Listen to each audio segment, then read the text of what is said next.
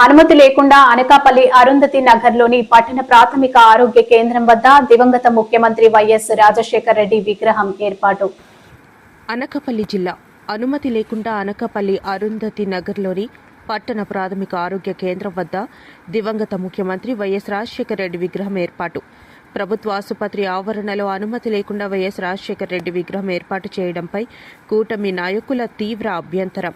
YS విగ్రహాన్ని తక్షణమే తొలగించాలని డిమాండ్ చేస్తూ జీవీఎంసీ అధికారులకు, పోలీసులకు ఫిర్యాదు. అనకాపల్లి అరుంధతి నగర్లో ఉద్రిక్తత. అందరికి నమస్కారం. ఈరోజు అనకాపల్లి చరిత్రలో వైఎస్ఆర్ పార్టీ తలదించుకోవాల్సిన పరిస్థితి కల్పించారు ఇక్కడ నాయకులు.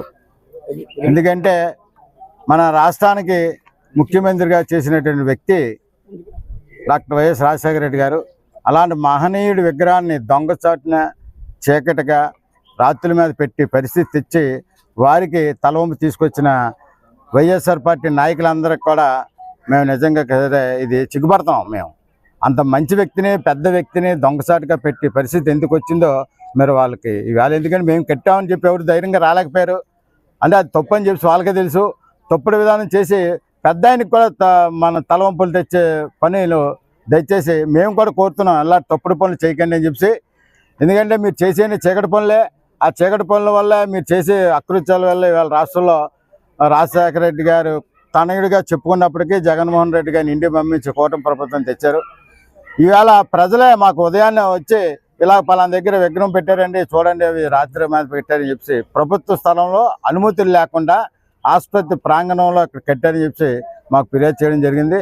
దాని మీద మేము ఉన్నతాధికారులకి, పోలీస్ డిపార్ట్మెంట్కి కూడా మేము కూటమి తరఫున ఫిర్యాదు చేసాం. వారి అధికారులు వచ్చి వారు తీసుకొని చర్యలు తీసుకుంటున్నారు. దయచేసి అలాంటి చీకటి రోజులు మాత్రం దయచేసి అనకాపల్లిలో అంటే ఒక ఉధృత వాతావరణం ఇది తీసుకురావాలని ఉద్దేశం చేశారు. మేము సమన్వయంతో కూటమిలో ఉన్న అందరూ కూడా సమన్వయంతో వెళ్ళడం వల్ల ఎటువంటి ఇక్కడ గొడవలు కానీ తొందరపాటు చర్యలు కానీ చేయకుండా పద్ధతి ప్రకారం అధికారులే చేయవలసిన చర్యలు చేస్తున్నారు. కాబట్టి వైఎస్ఆర్ పార్టీ నాయకులకు కానీ కార్యకర్తలు కానీ ఒకటే చెప్తున్నాం, చీకటి పనులు చేయకండి. మీకు దమ్ము ధైర్యం ఉంటే పబ్లిక్గా రండి, ఏవైనా ప్రజల్లోకి రండి. అంతేగాని ఇలాంటి విగ్రహాలు పెట్టుకోవడం వల్ల వచ్చే పది లేదు. అనకాపల్లి మాత్రం ప్రశాంతంగా వెళ్తుంది కూటమిలో. ఇక్కడ ఎంపీ గారు, ఎమ్మెల్యే గారు, గోవింద్ గారు వీళ్ళందరూ కూడా వాతావరణం కార్యకర్తలను సమన్వయం కలిసి పనిచేస్తున్నాం. బాగా వెళ్తుంది. దాన్ని చెడగొట్టొద్దని చెప్పి నేను కోరుతున్నాను.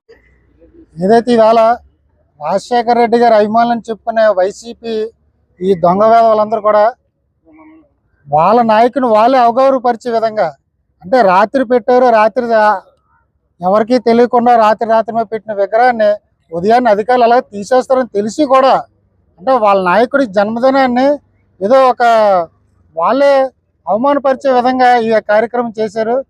మీకు సిగ్గుంటే నిజంగా మీరు చేసిన తప్పుని కడుక్కోవాలని కూడా కోరుతున్నాను. ఇందులో మేమైతే యాక్చువల్గా ఇక్కడ ప్రజలు మాకు సమాచారం ఇచ్చారు, మేము అధికారులకు సమాచారం ఇచ్చాం. కంప్లీట్గా ఇది అధికారుల పర్యవేక్షణలోనే కార్యక్రమం జరుగుతుంది. మీరు వైసీపీ నాయకులు మీ నాయకుడు గౌరవాన్ని మీరు పెంచే విధంగా చేయాలి తప్ప ఇలా తుంచే విధంగా చేయకూడదు. ఎందుకంటే ఆల్రెడీ మీ నాయకుడు తల్లిని చెల్లిని ఎలాగైతే బయట పంపిస్తాడో రాజశేఖర రెడ్డి గారిని కూడా అగౌరవపరిచే విధంగానే ప్రవర్తిస్తున్నారని తెలియజేస్తున్నాను. అనకాపల్లి గౌరపాలెం ఒడ్డిన రాజశేఖర రెడ్డి గారి విగ్రహం రాత్రి మీద దొంగతనంగా పెట్టడం, మరి ఇక్కడ ప్రజలు దానికి మాకు ఫిర్యాదు చేయడం, దాన్ని మేము అధికారులకు చెప్తే ఇప్పుడు తొలగించడం జరుగుతుంది. దయచేసి ప్రశాంతంగా ఉన్న అనకాపల్లిని మీరు ఏ రకంగా తీసుకెళ్దాం అనుకున్నారు, ఇది ప్రజలకు ఏ మెసేజ్ ఇద్దాం అనుకున్నారు ఒకసారి ఆలోచించుకోండి. ఇటువంటి చర్యలు కానీ మళ్ళీ రిపీట్ అయితే కనుక చాలా తీవ్రమైన పరిస్థితులు ఎదురవుతాయి. కూటమి ఎప్పుడు కూడా ప్రజల తరపున ఉంటుంది, ప్రజలతో ఉంటుంది. మీరు ఇటువంటి చిల్లర రాజకీయాలు దయచేసి ఇటువంటి చిల్లర రాజకీయాలు విపణ చేయొద్దు. ఇది మా నాయకులు కానీ మేము కానీ గట్టిగా హెచ్చరిస్తున్నాం. దయచేసి గమనిస్తారని కోరుతున్నాం.